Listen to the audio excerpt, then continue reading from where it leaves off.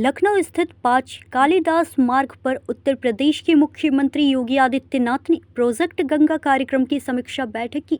बैठक में गंगा नदी के संरक्षण, स्वच्छता और उससे जुड़े विभिन्न विकास कार्यों की प्रगति पर विस्तार से चर्चा की गई। मुख्यमंत्री ने संबंधित अधिकारियों से परियोजना के तहत चल रहे कार्यों की जानकारी ली और योजनाओं को समयबद्ध एवं प्रभावी ढंग से पूरा करने के निर्देश दिए। उन्होंने गंगा की स्वच्छता, पर्यावरण संरक्षण और जनभागीदारी को बढ़ावा देने पर विशेष जोर दिया। बैठक के दौरान गंगा तटों के विकास, प्रदूषण नियंत्रण तथा नदी संरक्षण से जुड़े विभिन्न पहलुओं की समीक्षा की गई। मुख्यमंत्री ने अधिकारियों से समन्वय के साथ कार्य करते हुए परियोजना के उद्देश्यों को सफलतापूर्वक पूरा करने का आह्वान किया। प्रोजेक्ट गंगा का उद्देश्य गंगा नदी को स्वच्छ, निर्मल और अविरल बनाए रखने के साथ साथ उससे जुड़े क्षेत्रों के सतत विकास को सुनिश्चित करना है। 825 विकास खंड हैं, 8000 न्याय पंचायतें हैं। जिन 8000 न्याय पंचायतों के लिए हम इस एंटरप्रेन्योर्स की, इस बेहतरीन डिजिटल एंटरप्रेन्योर की स्कीम को आगे बढ़ाना चाहते हैं, लेकिन इसके बाद यह स्कीम 57,700 ग्राम पंचायतों तक पहुंचनी है। हमारा ग्राम पंचायत ग्राम सचिवालय का मॉडल है, वो पूरे देश के अंदर एक मॉडल के रूप में नीति आयोग ने स्वीकार किया। गांव के अंदर पहली बार सरपंच की प्रक्रिया से लेकर के आज प्रधान के चुनाव की प्रणाली लागू होने के बाद पहली बार ग्राम प्रधान को और लेखपाल को अपना कार्यालय मिल पाया है ग्राम सचिवालय के माध्यम से। हमारा ग्राम सचिवालय एक कमरे का नहीं है, 4 से लेके 6 कमरे हैं वहाँ पे। उनकी अपनी डिजिटल लाइब्रेरी है वहाँ पे। उनके पास वहाँ पर गांव में ही गांव का व्यक्ति अपना आय प्रमाण पत्र, निवास प्रमाण पत्र, जन्म मृत्यु के प्रमाण पत्र, जाति प्रमाण पत्र, ये सब गांव के अंदर ही प्राप्त कर सकता। अब उसको ब्लॉक जिले का दौरा नहीं करना, वहाँ जाने की वो नहीं उठानी, उसको कष्ट नहीं उठाना है। अब गाँव में ही सारी सुविधाएँ उसको मिलेंगी। हर ग्राम पंचायत में हम लोगों ने इसके लिए पंचायत सहायक की तैनाती कर रखी है। जैसे सरकार भी पैसा देती है, लेकिन साथ साथ हर सर्टिफिकेट में भी उसको पैसा प्राप्त होता है। हमारा मॉडल ऐसा होना चाहिए जो व्यक्ति को आत्मनिर्भर बनाए, वह गवर्नमेंट पे उसकी निर्भरता न्यूनतम रहे। हम हर चीज को रेवड़ी संस्कृति से बांटने की बजाय अगर हम आत्मनिर्भरता की तरफ उसको बढ़ाएंगे तो एक सस्टेनेबल मॉडल होगा। उस सस्टेनेबल मॉडल को आगे बढ़ाने की दिशा में हमें कार्य करना है। और मुझे लगता है सबसे बड़ा चैलेंज एक last mile digital connectivity, broadband की सुविधा हम लोग उस न्याय पंचायत स्तर तक पहुंचाने के लिए कार्य करना है। क्योंकि अभी भी हमारे पास ग्रामीण क्षेत्र में लगभग 7,000 ग्राम पंचायतें हमारी भारत नेट से जुड़ी हुई हैं और कुछ अन्य प्राइवेट ऑपरेटर को भी हम इसके साथ जोड़ें तो मेरा मानना है कि ये बहुत ज़्यादा नहीं है, 10,000 तक बामुश्किल होगी। लेकिन ये चैलेंज है हमारे सामने कि 8,000 न्याय पंचायतों तक इस फैसिलिटी हम दे दें। अगर हम 8,000 तक पहुँच गए तो हमारे लिए फिर ग्राम पंचायत तक पहुँचना आसान होगा, क्योंकि सब एक दूसरे के साथ जुड़े हुए हैं और बहुत साइंटिफिक मॉडल है यहाँ की न्याय पंचायत का भी।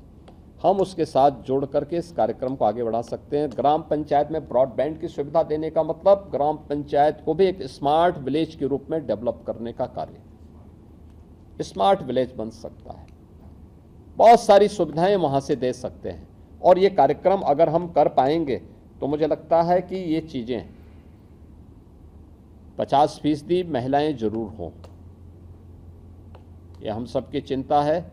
और ये चीज़ें अगर हम करेंगे, उनके ट्रेनिंग के कार्यक्रम हो। आज हमने एक औपचारिक उद्घाटन किया, लेकिन जिस दिन सिलेक्शन के साथ उन लोगों को व्यवस्थित रूप से आगे बढ़ाएंगे। मैं मानता हूं कि यूपी ट्रांसफॉर्मेशन कमीशन आपके साथ मिलकर आप काम कर रहे हैं, तो स्वाभाविक रूप से वीसी सखी की तर्ज पर उनके अपने यूनिफॉर्म हो, उनका अपनी एक पहचान हो, उनके पास अपने इक्विपमेंट हों, उनको एक आत्मनिर्भरता के लक्ष्य के साथ कैसे हम प्रारंभ में उनको मार्जिन मनी के सपोर्ट के लिए खड़े हो सकें।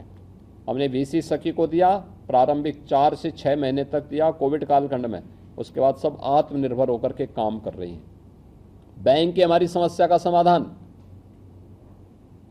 अब गांव में हमारे पास कोई ये बोलने नहीं आता कि साहब बैंक हमारे गांव में दीजिए, क्योंकि वीसी सखी उसके पास मौजूद है।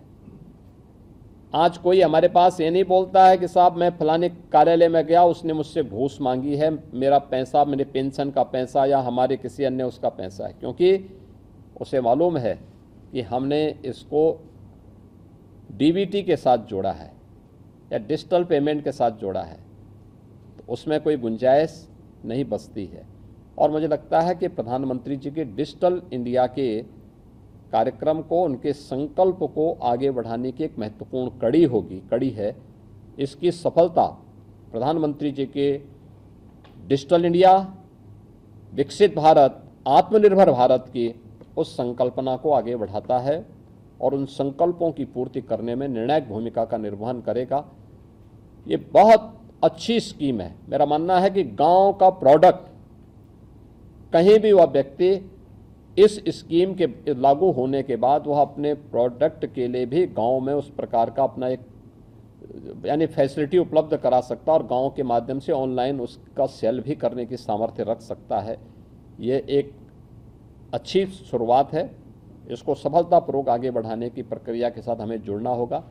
मैं इस पूरे कार्यक्रम के लिए हिंदुजा ग्रुप को और ख़ास तौर पर श्री अशोक हिंदुजा जी को और उनकी पूरी टीम को मैं हृदय से धन्यवाद दूंगा और विश्वास करूंगा कि ये सारी एक्सरसाइज पूरी हो जाए तो जब विधिवत सिलेक्शन के बाद, ट्रेनिंग के बाद हम उन लोगों से मिलेंगे तो वह एक नया मॉडल होगा। हमने इससे जुड़ा हुआ एक मॉडल सीएम फेलोज का दिया है और सीएम फेलोज भी हम उसके साथ देख सकते हैं कैसे काम करते हैं। हमारी सिलेक्शन की प्रक्रिया, यहाँ पर यूपी के अंदर जो हमारे एडवाइजर थे उनकी अध्यक्षता में एक कमेटी बनी थी, श्री केवी राजू जी जो वर्तमान में नीति आयोग के मेंबर भी हैं। उस कमेटी ने सिलेक्शन किया था। इसमें ज़्यादातर आईआईटी और आईआईएम से जुड़े हुए स्नातक उसमें सेलेक्ट हुए थे। फिर उनकी हमने ट्रेनिंग कराई थी, 1 महीने की ट्रेनिंग कराने के बाद हमने उनके हाथों में टैबलेट दिया था, उन्हें लॉजिंग की फैसिलिटी उपलब्ध करवाई। एक निश्चित राशि देते हैं और हमारे वे जनपदों में नियोजन विभाग से वे जुड़े हैं, जनपदों में रह करके या एस्पिरेशनल विकास खंड में रह करके वहाँ के पैरामीटर के बारे में जानकारी वे अपलोड करते हैं और उसको आगे बढ़ाने में कैसे मददगार हो सकते हैं उसको देने में बहुत अच्छी मदद करते हैं। ये कार्य मुझे लगता है एक मॉडल के रूप में हम उसको भी ले सकते हैं कि कैसे हम लोगों ने उस प्रक्रिया को आगे बढ़ाया है। तो इन सब को लेकर के कुछ अच्छा इसमें मॉडल हम दे सकते हैं और देश के लिए वह एक मॉडल के रूप में हम आगे बढ़ा सकते हैं। मैं आज के इस अवसर पर एक बार फिर से प्रोजेक्ट गंगा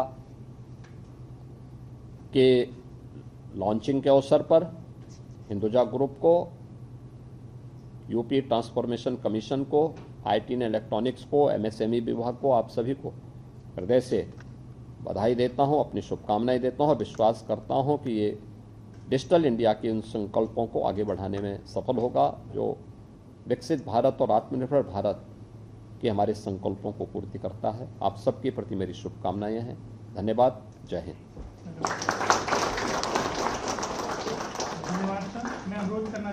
न्यूज़ इंडिया 24 से काजल सिंह, ब्यूरो रिपोर्ट।